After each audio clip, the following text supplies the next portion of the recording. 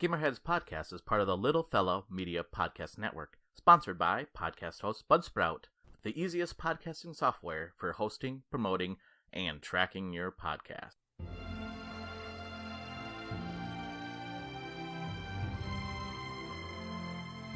And welcome to another episode of Gamerheads Reviews. Today I am joined by Mike. Hi! Hi, Mike. Welcome to the show. And Mike, yes? Are you ready to go nuts? You want to go nuts? Let's go nuts! All right, that's what we're reviewing today.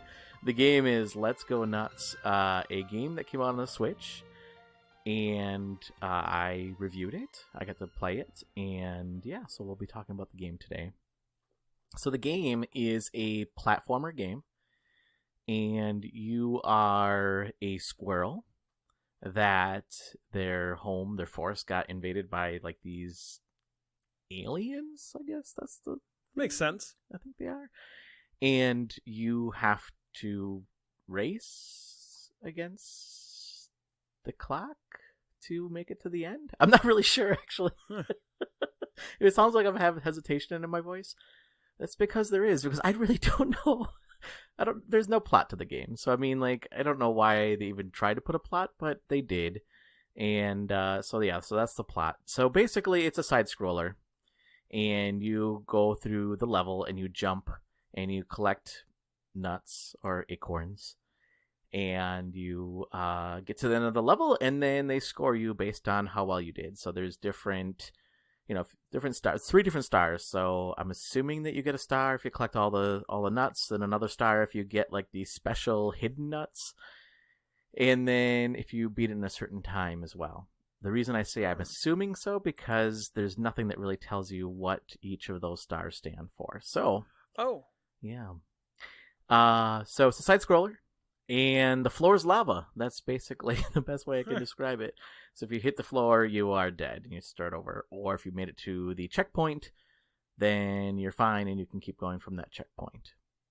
This also has multiplayer ability, so you can play against your friends. You can race against your friends as well. It's only couch co-op. I keep saying couch. Couch co-op. Yeah, so you have that available to you as well. So that's the premise of the game. The artwork reminds me very much of they tried to go into the style of Angry Birds. Like that's the sense I get from it. Okay, so it looks like a Flash game or mobile game. Yes, yeah, exactly. So it looks very much like a Flash, like you said, Flash game or mobile game. Plays very much like that as well. So, let's just get into it. So we'll go into the tip and the top first. So the parts I like about the game. So I will say this. Super easy to pick up and play, Mike. Like, like there's very little to comprehend with this game. Like, my daughter can pick this game up and play it. And my son, who is 4, can pick this game up and play this and have no problem with it. And I think that he could actually beat the game himself. Like, it's super easy. It's not difficult. Really, anybody can pick this game up and play it.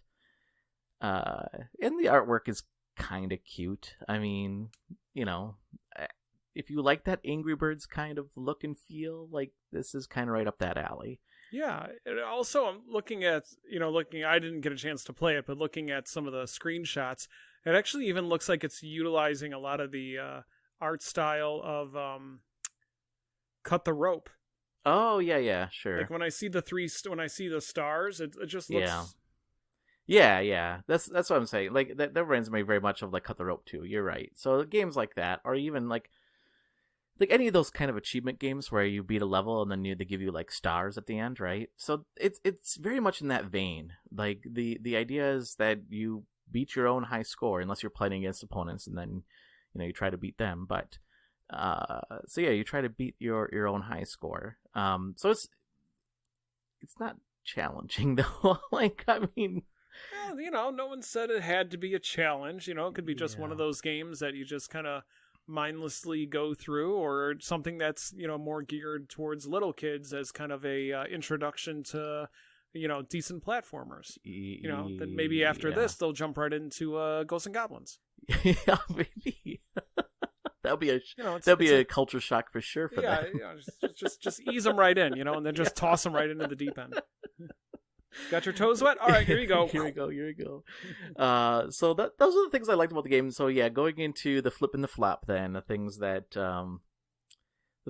didn't shine with this game. So I will say this: you know how I said how easy it is, yeah, and how you kind of said, oh yeah, throw them right into Ghosts and Goblins, right? So I will say that this game is super easy. Like it's weird. So when you're running around, not only does it feel like a Flash game, but it just feels like really floaty. And what I mean by that is, like, you know how you play Mario and you feel like every action you do, like you jump on like a little like platform, right? And you have to make those small little jumps, and you can feel it has that like just the feel, like you can feel the juice. gravity. Yeah, you can feel the gravity. You can feel like when you hit something, you can feel everything. It just has that little extra juice to it, right? And when you play that, you can feel it. You can feel like every little thing in the game, and in this one you can't at all. Like, it's so floaty that you can just kind of jump and float around. It just feels weird, and it makes you appreciate games like Mario, like a game that came out in the 80s. Like, it makes you appreciate that game and what it can do from a platform perspective much more when you play a game like this. You mentioned how it looked like a Flash game. It just plays like a mobile game completely. Okay. Yeah, I did watch some videos of it in prep for our conversation. I saw, like, because you're moving a lot of boxes in the game, so there's a lot of boxes in the forest, and it didn't seem like they were very weighty. They just kind of went all over. Yes, that's a really good point. It is. They kind of go all over, and you have to use those bricks or those blocks because, like I said, the floor is lava basically. So you have to use them to make some certain jumps. Yeah, but it's not hard at all. Like, it's not, all the levels. I mean, some of them have bad guys and they have different backgrounds in it, but really, there's nothing new to any of the levels. It's just the same thing over and over and over again, and it's not deep. There's no depth to this game whatsoever.